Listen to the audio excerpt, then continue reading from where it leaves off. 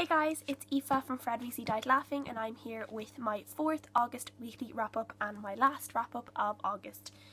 I don't know where the time is going. This year feels like it's going so fast, I can't believe it. But yeah, so the first book I read this month was Valor by Gwynne. This is the second book in the Faithful and the Fallen series.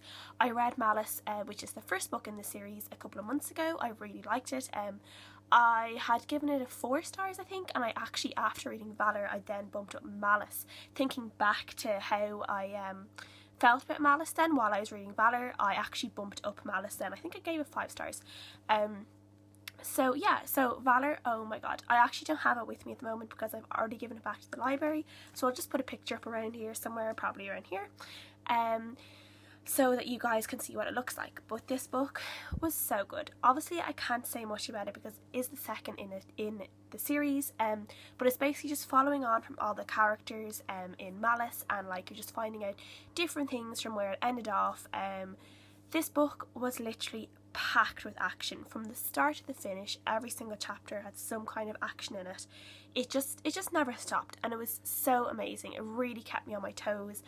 I really feel like Gwynne has a little bit of, I might just say, a touch of George R.R. Martin to him, in that he's not too afraid to kill off characters. So I think it really gives a kind of an edge to your reading when you're reading a book like that. I find Scott Lynch, who writes the Gentleman Bastard series, is also a little bit like that. So you're always kind of on the edge of your seat when you're reading those books, because you never know if a character is just going to die. So I do feel a little bit like that with this series. And it could even just be like, he has this kind of way where even characters that might only come in, you only know them for a couple of pages, and then they might die because there's a battle.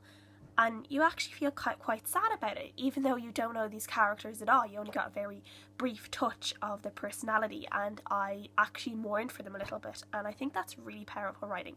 So he really has that about his writing, so it really made it just a fantastic read. And as well, I realised halfway through the book as well how amazing all his female characters were.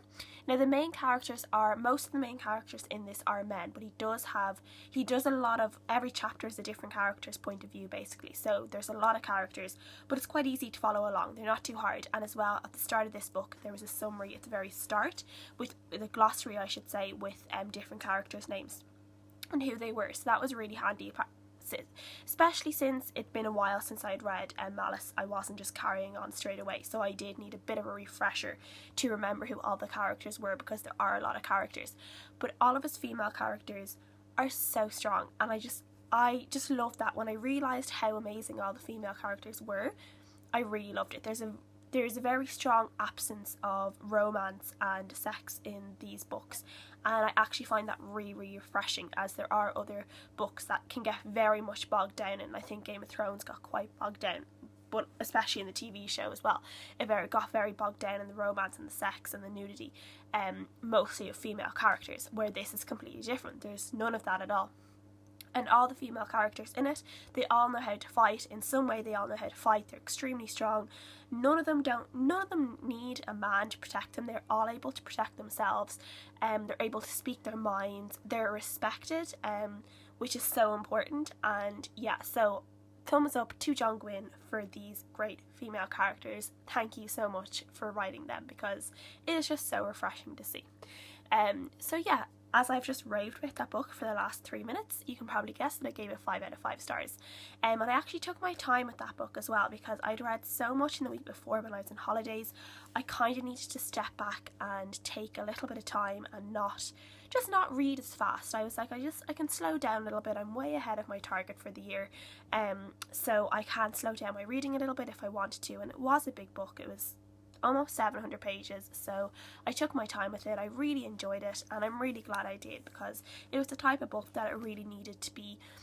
It's not the type of book that deserves to be just sped read. You need to really take it in, and you know, just take your pleasure in reading it, because it's just such a good book. And I would really recommend, if anyone likes fantasy books, high fantasy books with great worlds and great action scenes and mysteries, to read this series, because it is absolutely excellent, and I can't wait to get the next one, which has just come out. So I'm really looking forward to reading that as soon as possible. And then the next book that I read was The Secret Garden by Frances Hodgson Burnett, and this was my TBR pick for the for August. And yeah, so I read this in a couple of days. It was really cute. It's just a children's classic that I haven't read before, and I really enjoyed it, and I'm really glad I read it. So it is basically just about a little girl who is quite an unpleasant little girl. She's never had any friends. She was ignored by her parents, and when her parents die, she's sent off to live with her uncle in this big great estate in Yorkshire. And she ends up discovering this secret garden that no one goes into, and she becomes friends with this little boy called Dickon, who is kind of like an animal charmer, and she's just completely entranced by him. And then she ends up finding about a cousin who also lives in the same house as she is living in, who has always been told that he is going to be a very sick child, so he is kind of almost like a hypochondriac, I guess. He just believes that he's going to die, so he never even moves. And she kind of gets up and she gets him out of his shell, and the two of them end up becoming much healthier, happier children. And it's all about their little adventures and their belief in magic and their belief in the secret garden, and just really gorgeous tale, really cute, and I gave this 4 out of 5 stars. And my other pick for the TBR jar was The Tale of Beetle and the Bard, or The Tales of Beetle the Bard, I should say, by J.K. Rowling. I had read this before, I just couldn't really remember much of it. I think I kind of skimmed through it when I actually bought the book, so I wanted to reread the tales properly, and it only took me like, you know, a train ride to read them all, because obviously it's a very short book, very easy reading, and I really enjoyed it. And I love the way it has been translated by Hermione, and then there's also notes from Dumbledore in it, and then also notes from J.K. Rowling for kind of a translation for any muggles reading it as well, which is also, you know, it's just all these little different things that make it really magical. So yeah, it's by J.K. Rowling, so it was obviously going to be amazing, and 5 out of 5 stars, of course. And then I finished off my week by reading The Handmaid's Tale by Margaret Atwood. This is a book that I've heard a lot about just on Goodreads and on BookTube, and I just really wanted to read it. This is basically about a woman who lives in this kind of future where there's no America anymore. There's kind of this new government, and women don't have any rights anymore.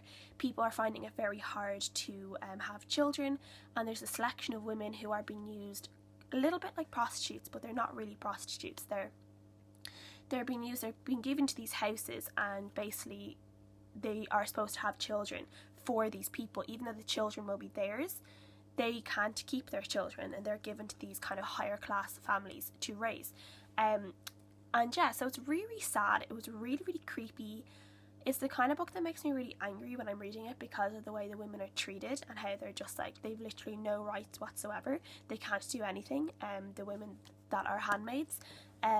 So yeah, it was quite scary as well. I found it quite a scary kind of thing to contemplate the world being like that. So yeah, I did like it though. I just finished it a couple of hours ago, so I'm still kind of processing it, and I will write like a longer review, I think, on Goodreads or my blog that I will link below when I have it up. But yeah, so I gave it 4 out of 5 stars. It's a pretty interesting read. I think it's a read that anyone who likes any kind of women's literature or feminist kind of reads women's rights should read, because it's quite powerful, very powerful writing, really good, and I'm definitely going to try and pick up more of Margaret Atwood's books because they're very good. And seeing as we are now coming into September, I'm actually going to remember to pick out my TBR jar pick before September, and not coming into the second week of the month, which is what I keep doing. So I'm going to pick it out now. So at least I remembered it. Woohoo! That one here.